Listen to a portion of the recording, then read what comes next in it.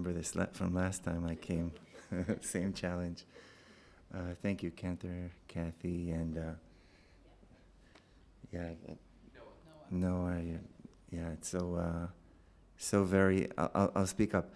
It's so very moving to hear you sing every time we come here, and I think I feel very lucky to be a part of that.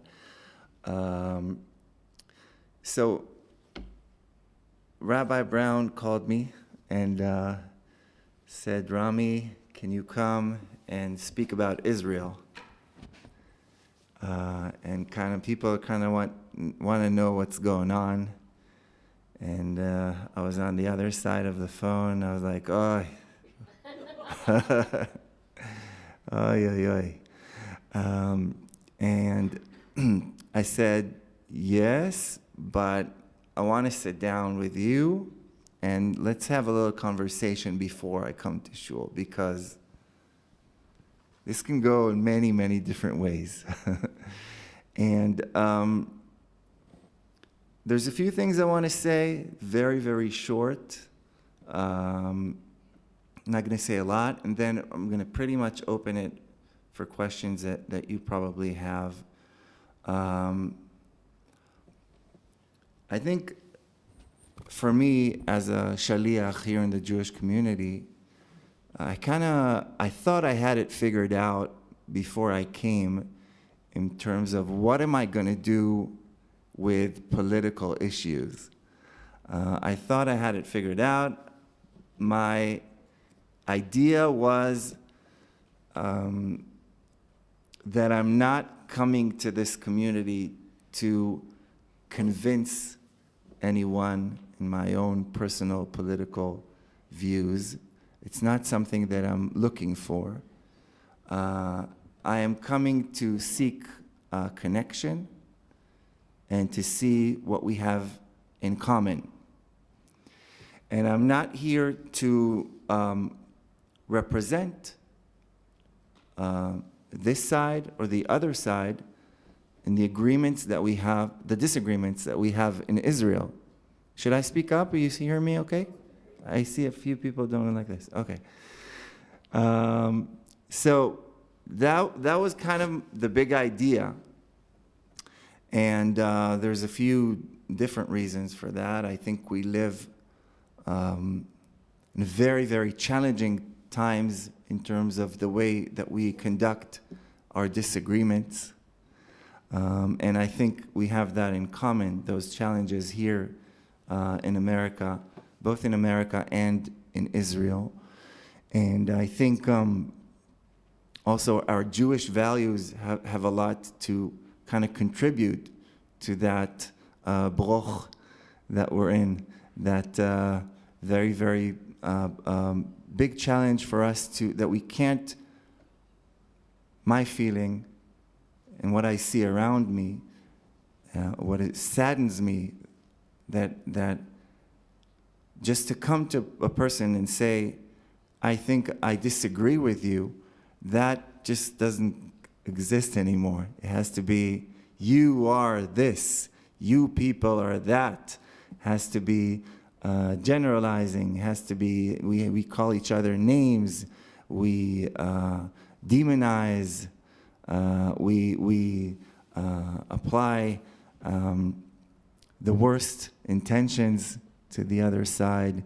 And for me as a person, first of all, definitely as an Israeli, I want to kind of not be a part of that and see what we can find that brings us together, what we have in common, and how can I maybe conduct a dialogue and not a debate, where a place where I listen, we listen to each other, and not a place where we are kind of this feeling that you get when you're talking to someone and he's not even kind of talking to you. It's like you're having a debate and it's like there's an audience, but there's no audience, right?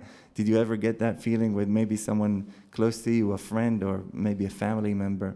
Like he's kind of shooting the talking points, and you're like, yeah, but we're having a conversation. Yeah, but you people, no, but I'm only one speaking to you. It's just me here. And it's very, very challenging. And I feel that the Jewish tradition has a lot to kind of offer.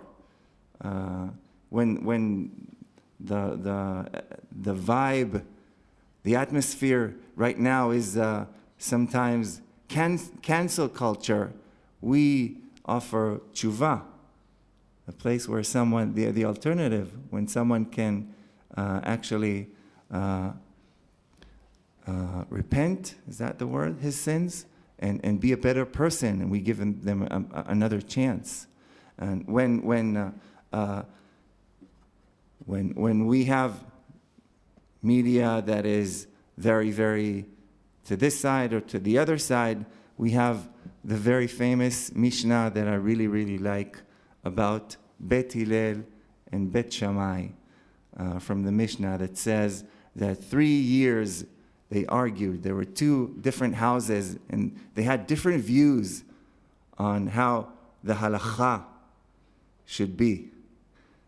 And they say that Bet Hillel was not as strict as Bet Shammai, but they argued pretty much about everything. And then a voice of God came down and said, both Bet Hillel and Bet Shammai, both of them are the words of God.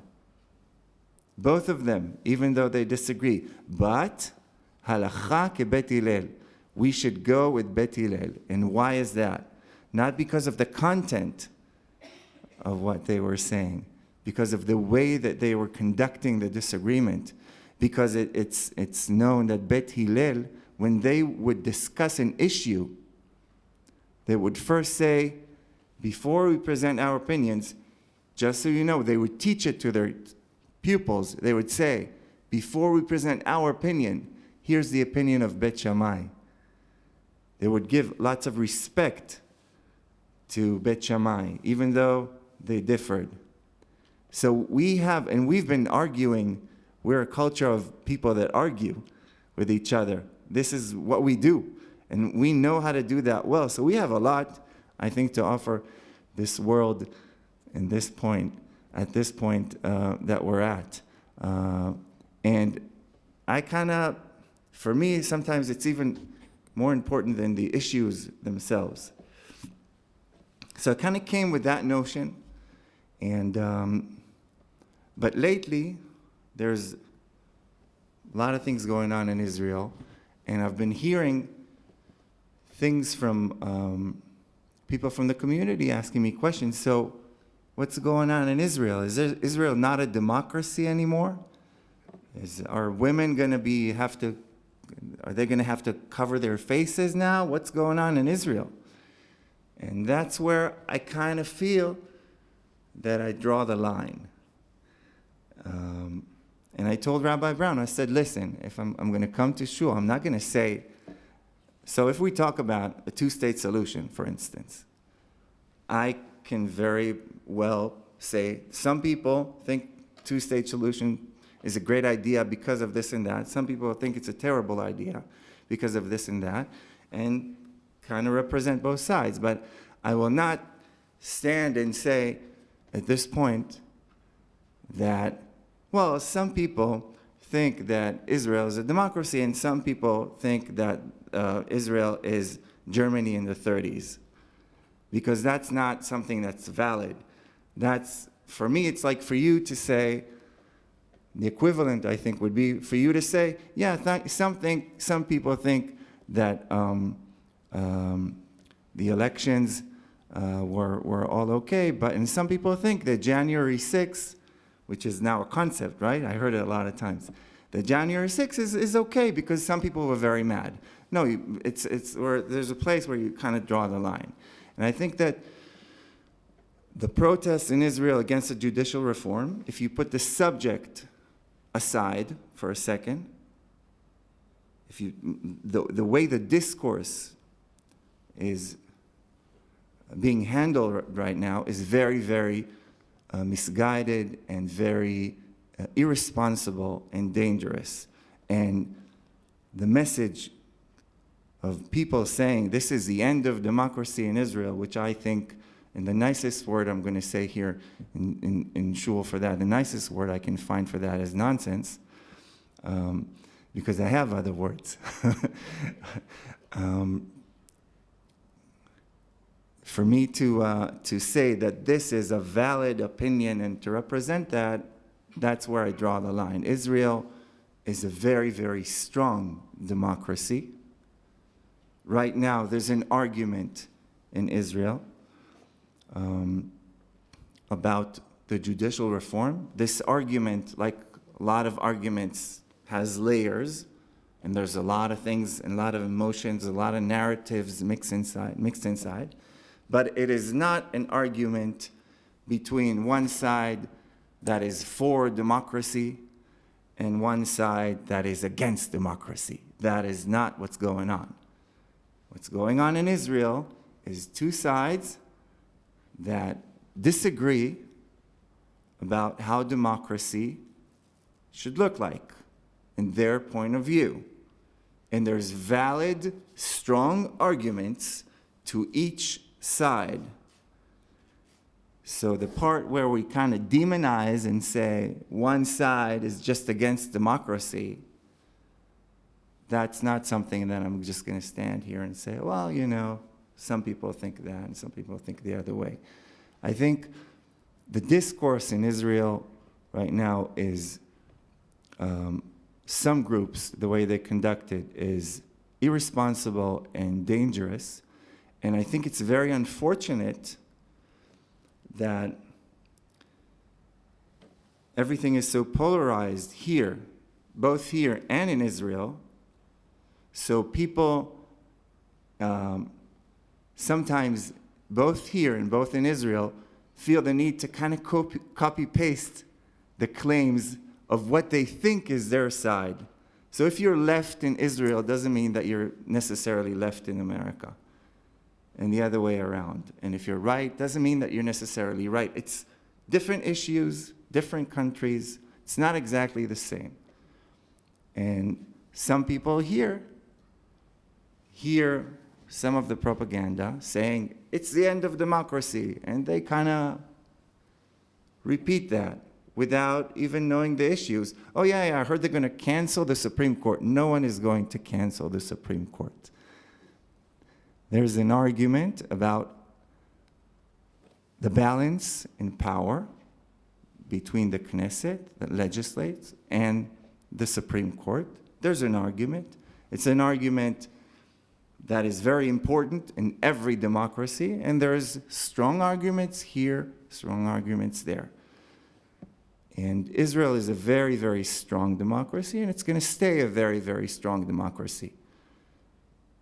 Having said that, it doesn't mean that you should be pro the judicial reform or against the judicial reform. There's, you know, your point of view. There's many different arguments. And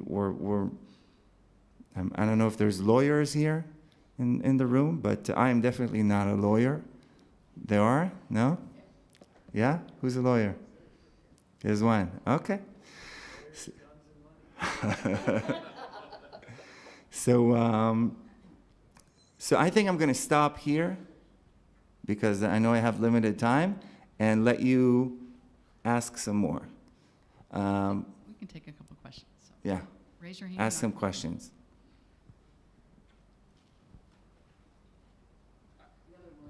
I'm not a lawyer. I've got a different question.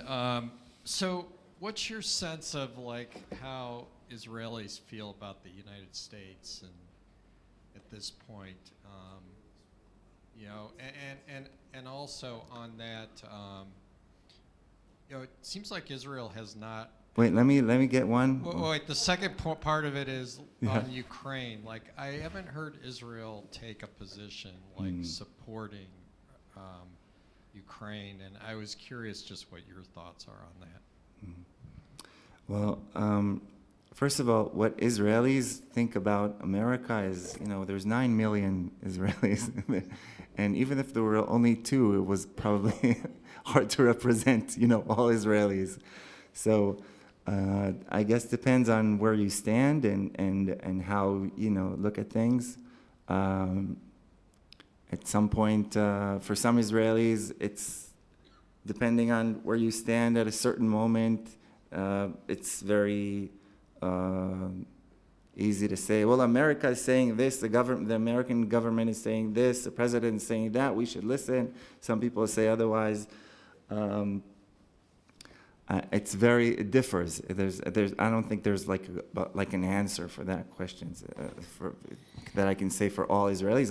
I can say that we definitely, as a culture, we're definitely influenced by America, and we learn a lot of bad things too, but also some good things. And for instance, when we talk about the judicial reform, some of the arguments are we should do things a little bit more like America. For instance, a public hearing for judges, which in Israel we don't have.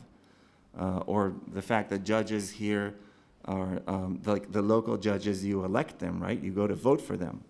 And that's very, in Israel, it's like a crazy concept. We're like, what do you mean vote for a judge? So some people like use that as an argument, but I can't really generalize. Talking about the Ukraine, we're going to need much more than the time that we have, but in general, I would say that Israel is in a difficult position.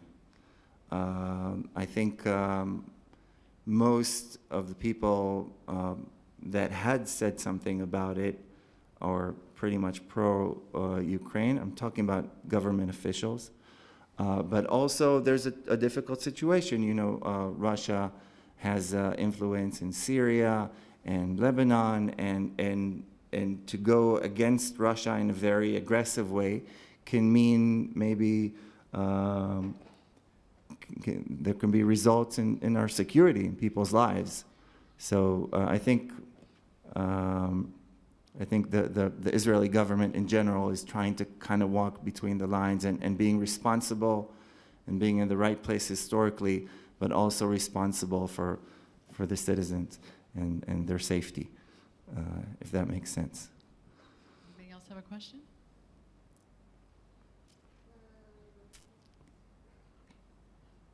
Thank you very much. Okay, I thought you'd be all like, yeah, okay. So everything's okay, no, Israel's democracy is okay, and you had some questions, right? Yeah, you said you. Okay, if our time is up, I just want to say that you know that there's security issues now in Israel, right? So 2 sisters were murdered yesterday, and another tourist was murdered today by terrorists in Israel. And if we have a little bit of time, maybe we take how do you say, a moment of silence, and we stand up for them. Is that okay? We're going to do it in the Mishaberach. Okay, in the Mishaberach. And the last thing I want to say, Yeah. and last thing I want to say is that April 24, we at the JCC, we will be having a program called Israel Through Song that we have every month, where we kind of talk about issues that have to do with Israel, and we do that like a book club with songs. We take a song and we kind of talk about it, and this time it's going to be Yom HaZikaron, a special edition for Yom HaZikaron, for a Memorial Day for all the soldiers that died protecting Israel. So I would love for you to come in and take part, and thank you for having me.